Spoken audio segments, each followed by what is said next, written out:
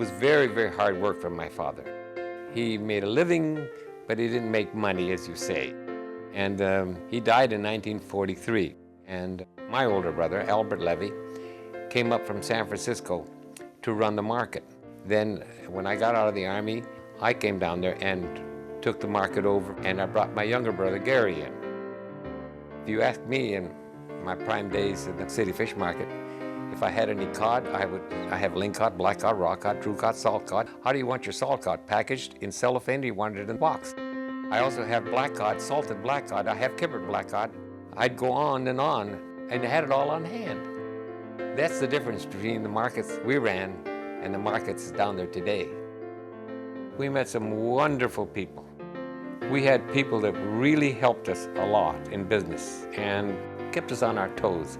As you say, you learn from your customers. This fish market was operated by the same family in the same location from 1922 till 1993. Roughly 70 years of being in the Pike Place market. I started here in about 1947, and I was very fortunate. I learned the fish business from the bottom up from my dad. He was a great fishman after all these years. There were 7 fish markets when I first started. It was extremely competitive. Now we're down to 4 fish markets. When we started Pure Food Fish, it was a small business. So my father and I, and my brother, and my mother, and my sister used to run the business.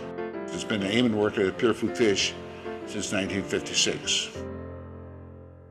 When my dad came here, he loved America. They took me to baseball games and, loved to go out and get hot dogs and do the things American people did. He passed away in 1947, and at that point my mother took over the business, and with my help I was a senior in high school, and I was taking a late arrival so I could be down at the produce wholesalers in the morning and get the place set up and then come back for the evening to close it up. I remember winter days down there when the market didn't have its closed doors and the wind would come through there and the lettuce would freeze to the stand and you watch your fingers turning blue. You learned a lot. You learned that making a dollar wasn't a slam dunk. You had to really work for it.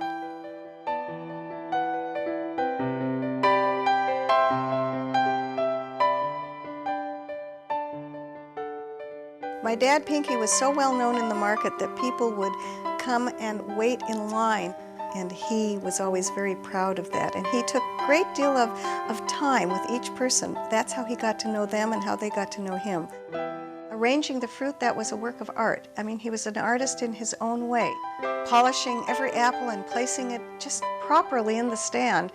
And yet he was such a, what we call a shakaji, a jokester. What a character, a lovable old guy, a real nice guy, and he always had something to say. I mean, the way he talked to customers was really something. And he always had a little hat that was kind of a cute hat. You could always identify him by his hat. He worked there in the market for so many years, from the 1930s until 1972 when he retired, supposedly. And for another 18 years, he went down every day, Monday through Saturday, 6 days a week, and worked an 8 to 10 hour day without any pay. It was a way of life for him. The family was always involved with my dad in his business. My mother had worked there, and I can remember even when I was 10 years old that I used to go down to the market right after choir at Temple, and my brother had also worked at the market with my dad. And my son, Perry, also worked at the market, and he actually worked alongside his grandfather for many, many years.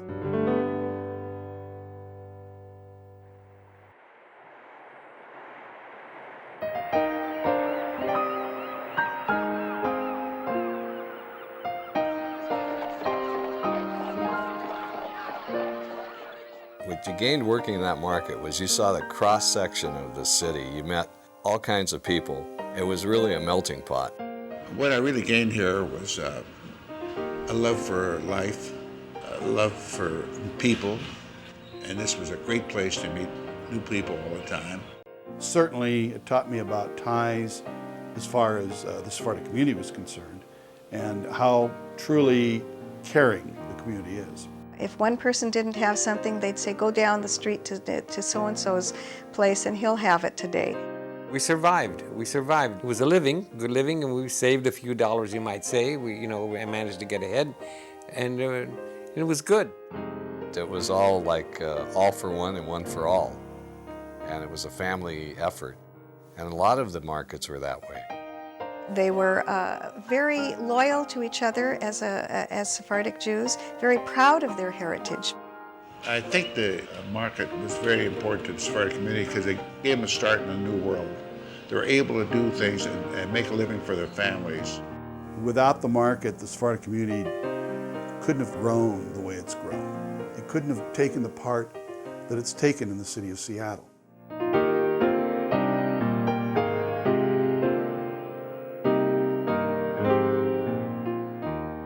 Of the dozens of Sephardic Jews that used to work in the market, only a handful remain. Sali Ammon continues to own and operate Pure Food Fish Market. In addition to the brisk business it does in the market, Sali ships seafood all across the country and as far away as Japan and Hong Kong.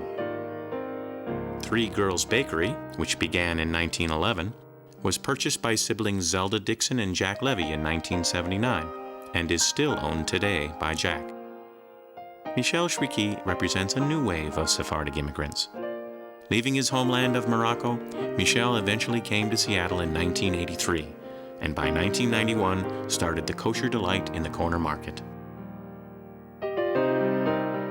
From a disarray of pushcarts along Pike Place, an open market was established in a permanent structure in 1907.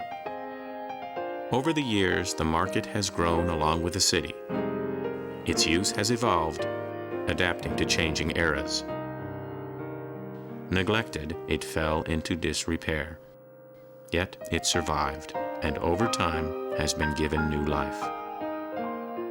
For the Sephardic Jews who arrived in Seattle, the Pike Place market played a vital role. It welcomed the city's newest immigrants with jobs and opportunities, turning into reality the hopes and dreams the new world promised.